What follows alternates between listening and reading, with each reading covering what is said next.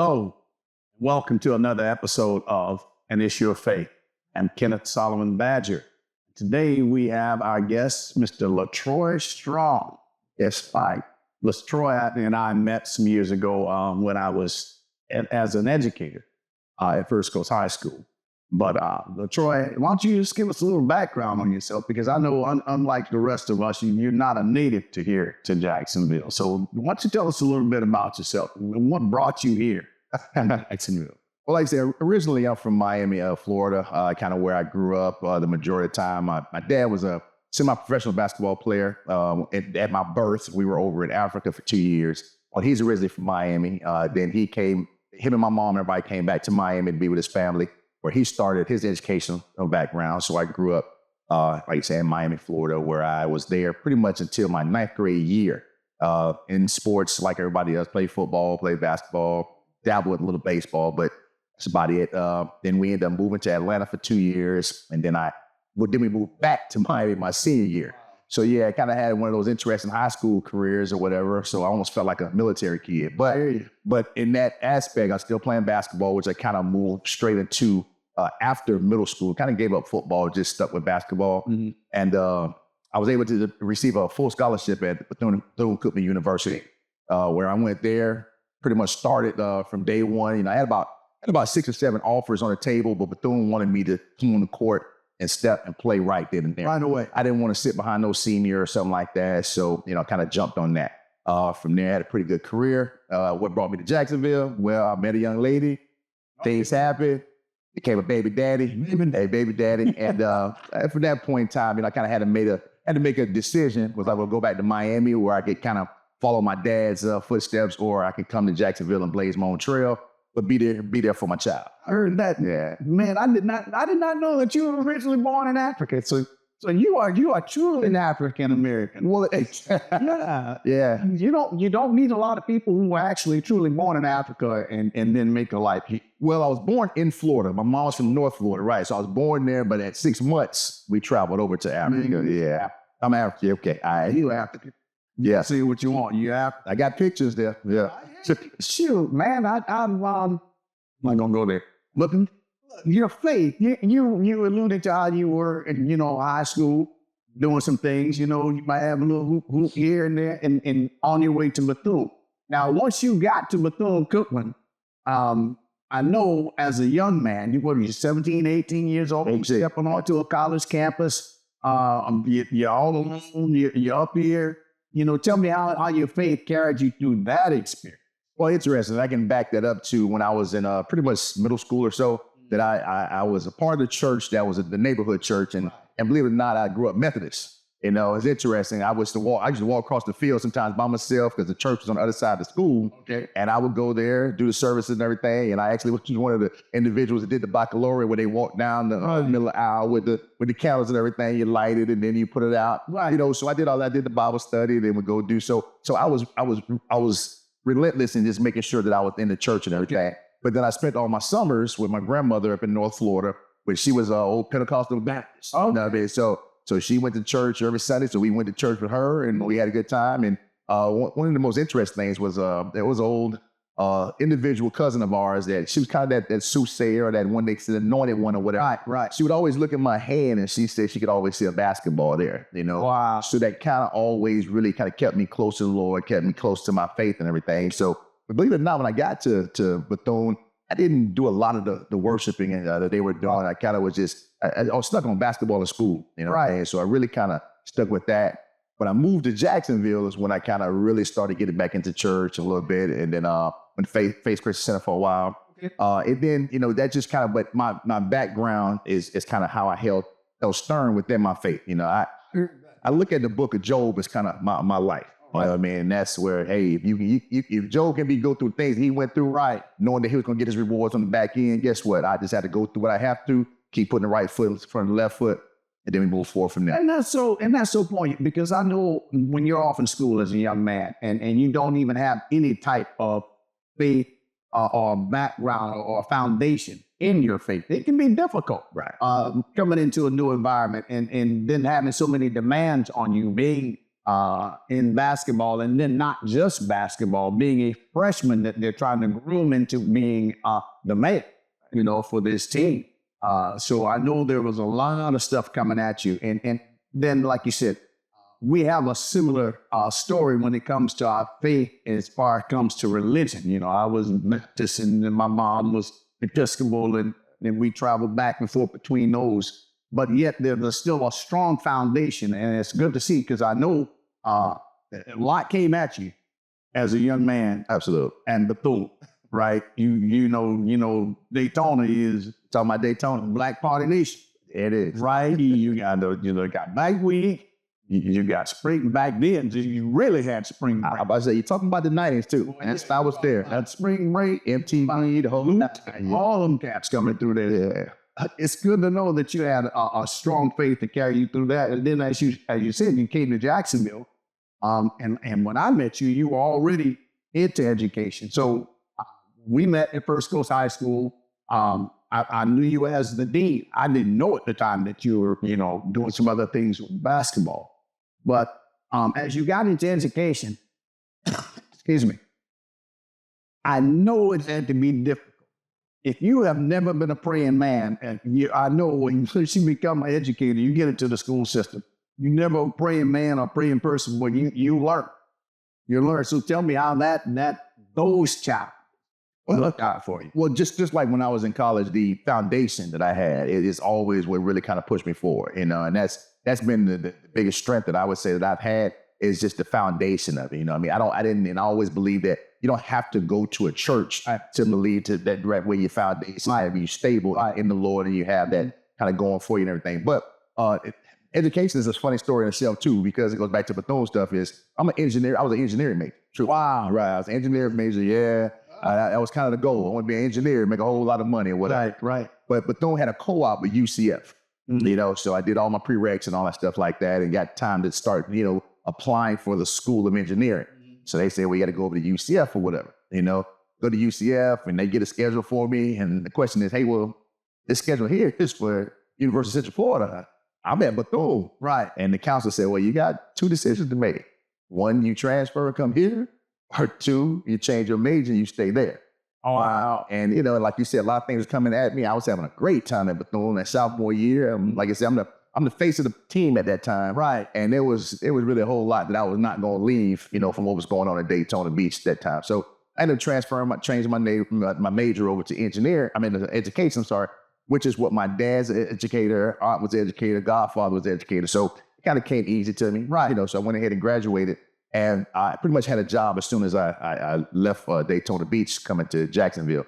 So I got into the classroom 7 years. I didn't like that. Right. I thought it confined me. You know what I mean? You got to follow these Florida State standards. Oh, yeah. You got to make sure the grades are done this way. You got to. Right. It was stagnating for me. So as soon as I got an opportunity, I made the move and I got into administration as a dean. Didn't want to be about the principal because that's a whole different realm there. You're talking about politics at my time. Exactly. I just want to be the guy who didn't have to sit in the classroom, but I also didn't have to, lack of a better term, kiss a lot of tail to make moves, So the dean thing kind of fit for me, and I ended up going out to West Nassau. West Nassau out there in Callahan. Wow. And I tell people all the time, those 7 years, I learned more than I've ever learned in my whole life because you learn a whole different culture. Exactly. And you have to be able to merge your culture with their culture without being offended in either kind of way. Exactly. And I had sons that was growing up at the same time because my oldest was 7th grade and my TJ was 6th grade. So that kind of locked you in to be there for those 7 years until they graduated. Because my goal was to be a college basketball coach. That was the goal. That's what I got my master's degree in order to go to. But by the time I got through with them and they go through those 7 years, I'm sitting at 14, 15 years in the education side.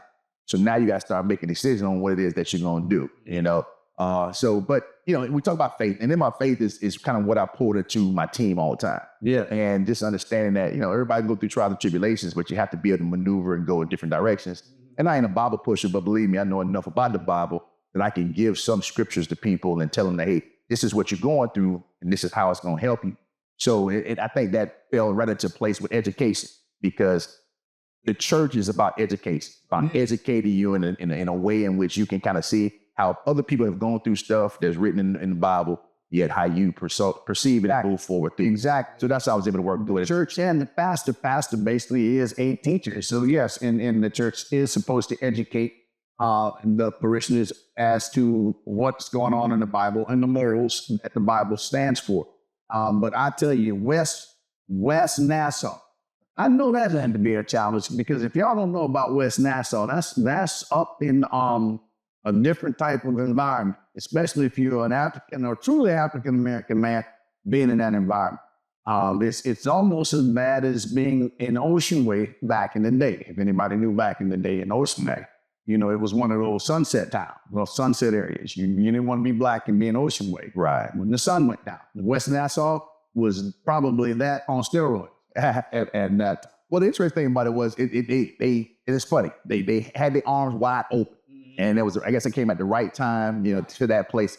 And I really felt a sense of belonging there, you know, because I was able to really kind of fit in there, because, you know, I clown about this all the time. Yeah, I'm from Miami, but I ain't from Liberty City. Yeah, I ain't from Opalock. I ain't from Poke and Bean Projects. You know, both my parents made money. My mom made, you know, $90,000. My dad was making $60,000, $70,000. Okay. We was out in the suburbs. It is what it is. You know, we live in a certain different area. So I didn't perceive to live that particular life where, so when I got over to West Nassau, I kind of fell into a situation where it kind of felt right for me. Okay. Because it's weird that, you know, they have their own hierarchy within their own culture. Absolutely. And when I say I was being educated, I was being educated. So, you know, as long as you don't go in there, you know, puffing your chest all up and acting this, that, and the other, as well as long as you can communicate, you can speak, guess what? You're in a good place. You know, I felt very good about it, to the point now where I live in Callahan now. I bought 2.5 acres up there about 3 years ago, and we just built our house, and I, you know, so I live there. You know, so that's the interesting part about it. In education now, I'm not at First Coast any longer, and that's because, you know, Nassau County actually threw a package at me that I couldn't refute. I mean, so now I'm back in Nassau County educating. I'm at Yulee High School this year. And that's good, because of the pure simple fact I like to say all the time. I reference my grandpa a lot, but there's one thing he always told me, and I've said it numerous times on this show. You know, the best sermon that you ever preach in your life is the life that you actually live. And I see that your faith, and like you said, you know, didn't have that kind of income coming into our Right. But yet, as you said, it was an education type thing, and not only in the world itself, but also in your faith and your faith walk and how to relate to people.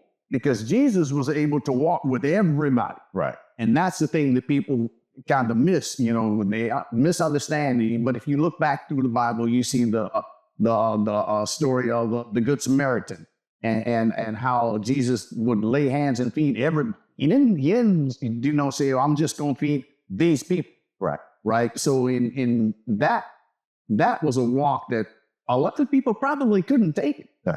You know, because going into, and I know coming out of Jacksonville, in the neighborhood I grew up in, I wouldn't have been able to just step into West Nassau, not at that point in time in my life. Correct. But you were talking about when you were going through that with your son.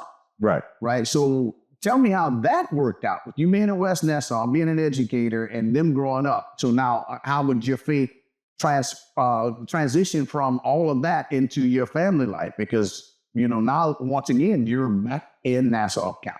Well, it's so interesting you say that. It's because my sons are polar opposites. The oldest boy is a bookworm. He kind of he a cool nerd. That's the best way to call him, right? And then the middle son, he's an athlete, and you know he had the bravado. He's walking around with his chest poked out, you know. So they two totally different individuals. So my oldest boy, Faith, he fell in there and ran. I mean, it worked out for him, you know, because he was one of those who could be easily picked on and say things of that nature, or whatever. But him being out there, he caught a group, felt right in, and he ran with it. Right. You know, I was at West Nassau, and I was coaching basketball as well as being a dean. So the middle son was able to come over, get his shots up, do his thing. And then when he came over as a ninth grader, I mean, he felt right into the jock population. Right. You know, they're close with each other, so they maybe speak to each other, hang out a little bit, whatever. But to the most part, you know, Trey had his side, TJ had his side, and they both flourished in that situation. Okay. And that's where I felt, to me, them 7 years was worth it altogether, because I think both of them got an opportunity to see some good things and go to the point where it's so funny. My oldest boy ended up going to the Navy, and then my youngest son, he ended up getting a scholarship to go to Allen University. Okay. Well, Allen University is HBCU in South Carolina. Right. So me coming from the suburbs, getting dropped in Daytona, right there in the hood, at Bethune-Cookman University, there's some things you got to learn, and you better learn them quickly. Very fast. The difference is I'm an amoeba. I know how to fit in, and we roll, we do what I got to do. He wasn't that kind of person, to the point where I schooled him. I told him, I said, look, man, you're going to HBCU. I bought this Foot Locker for a reason. Right. With a lock on it, right? I say, so when you get ready to go on your road trips and everything, everything goes in this Foot Locker. You lock, you throw the key around your neck. Exactly. So when Mr. Friendly with everybody, guess what he didn't do? Just lock. Talk to me. Stole 3 pairs of Jordans, got his watch, the whole nine. Now he ready to fight everybody. But it's like, I schooled you, I taught you this kind of thing. Exactly. Saying that to say this, he ended up transferring to Reinhardt University, which had the same mentality as West Nassau. Okay. He never had a problem. Just rolled right through because he was used to a certain way of life, and he felt like he had to become somebody else to fit in and out. And and it's odd that you would run into that situation, especially when you take your children and you place them into what you believe is going to be the best situation to make them successful in the future. Right. And if they are not, as you said, prepared for other things within life, you run into that. But I'm very happy to see that he was able to fall into a situation that was right for him and not lose himself. Correct. See, because I've said it a million times, we have a generation of children right now, and you can attest to this, especially within the African American community, who have been assimilated so much into the mainstream of society that they actually forget where their roots are and basically who they are. Correct. And that was big for him because he was able to, and as a parent, I think it was huge for me to recognize, you know what, this just ain't fitting him. A lot of times as parents, we say, no, just stick it out. You can do it. You can do it. Right. When I said, once he kept saying, man, Dad, I can't do this. And then I said, well, this is what you do. I said, you find some schools to transfer to, and then we'll make the move. And once he did that, I started noticing the schools he was looking at were nothing like the school he came from, but they were a lot like his high school. Okay. So I felt like, you know what, now I see what's going on, and we made the move, and he didn't have any more issues from there, and talking about the simulation. And where my frustration comes in education is because Bethune-Cookman has taught me to be so pro-Black that it is what it is. But at Yulee High School, our population, probably, about 25% Black there. Right. Well, first coach, man, they fighting every day. Oh, yeah. So I done been to school. We've been to school now going on 12 weeks or so. And we finally had our first fight to a little Black girl. And the one, her mama says, well, sometimes it is what it is because, that we from Moncrief. It's like, well, that's not an excuse. Right. It's not. Right. That's not an excuse. Right. Yeah. So, then you look at her GPA, she got a 1.9 GPA. You look at her attendance, she barely come to school. You look at her referrals, she got 35, referrals in there.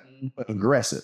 Yes, she has a story, and there's always a background behind all this stuff, but we can't keep using where we're from exactly as always the excuse. As an excuse. And that is so true, because I know myself and other people in this room right now have grown up in those type of situations. I'm from Moncrief. Right. From the time I was 6 years old until I was almost 17. 18 years old, I spent a lot of time, Moncrief and Sutel, right there, Richardson Road. Right. Remote High School, walking around in Cleveland Arms, going through Washington Heights, and as you say, you choose. That's the one thing. You choose. God gave us a free will. Yeah. So therefore, you choose what you want your life to be or where you want your life to go. And that's why I was so impressed by when you said that you told your son, you look at your school, right? You look at it, you choose. And that's something that we have to start doing, not just with our own children, but with all children of all races within our community, is to prove and show them you have to start making decisions within your life that's going to affect your own future. Right, absolutely. With us, yourself, and with us and me, we were able to have parents that gave us a great foundation in our faith, right? And pointed us in the right direction, and then said, okay, you have to make those choices for yourself, because I did not know that you were dropped off at VCU as a freshman. I didn't know. I knew you were at school. I knew about the scoring titles. I knew. Matter of fact, you still got a fan down there, no right, baby. And Daytona, who were just still talking. My brother-in-law is a huge fan of yours. All right, Mike, if you're watching, there he is. There he is. It's the man you're always talking about. But I'm glad to see that through your travels, with your faith, it has brought you to be the man that you are. I thank your parents. I met your father, wonderful man. I'm Talker. Yeah. I was gonna say, I wish I had that much energy when I get to be that age. And I'm glad that you were able to change your make from engineering into education, because you had one plan, but God had another one for you. And I can truly say, watching you work at First Coast, watching you work coaching basketball, watching you work with young men within the community has been an absolute pleasure. Right. We do not have enough men in our community, such as yourself, who are able to step out of our comfort zone and understand that, hey, we still have people, children, young people who are outside of this community, such as in Yulee High or in West Nassau, Right. or up in Charlton County, these places where we don't usually associate Black people being there, but they are.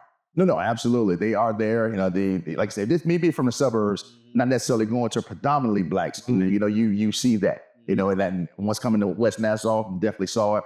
And even going to First Coast. First Coast, yes, it's predominantly, but you say predominantly, you're still only talking about 58, 59%. Right. A lot of people don't understand. They think that First Coast is a predominantly Black school, but no, we got a good mixture going over there. Absolutely. As well as the fact that area is growing in leaps and bounds.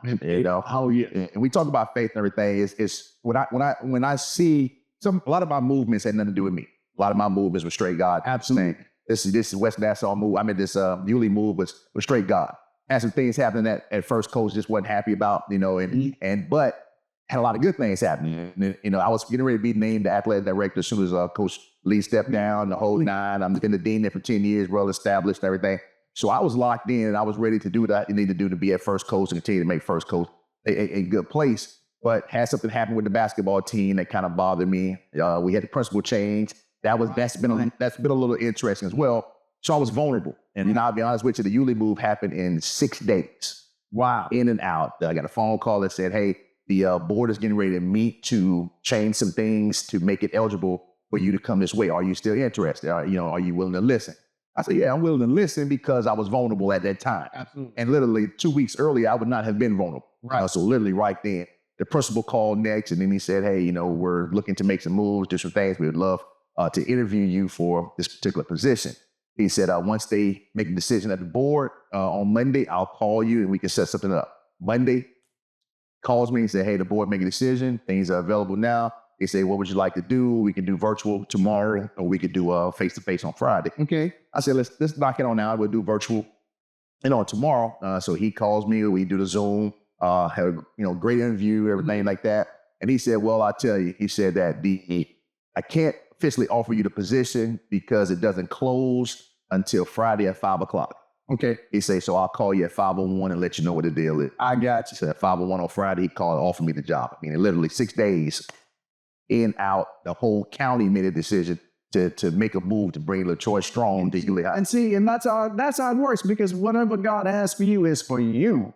And it's not going to be something that's going to happen in 6, 7, 8 months. It's going to happen just like that. I had a guest here on the last show who had a similar story, saying that he went from North Carolina to here in 6 weeks' time. Yep.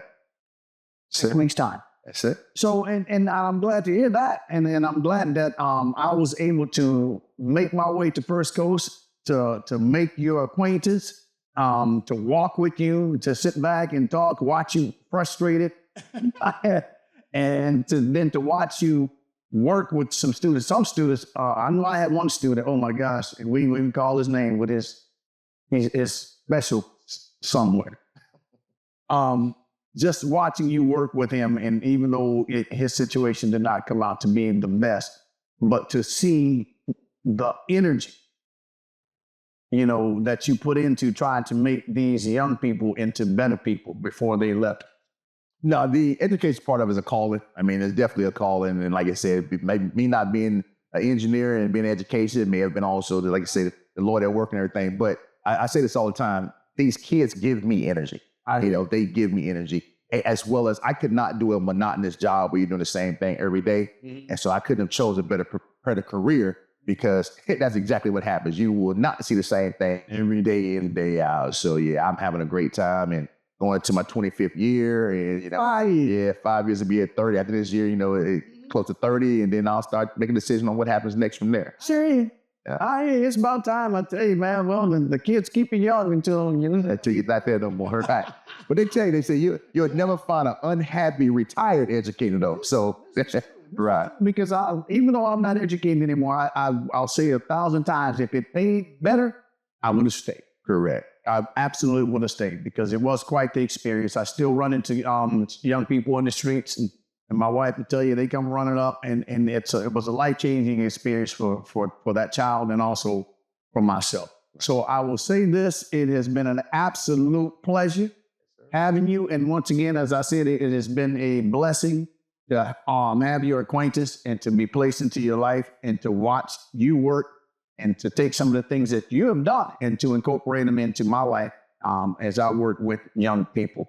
And with that being said, LaTroy Strong, and hey, Jacksonville, remember, the NAACP is still out there.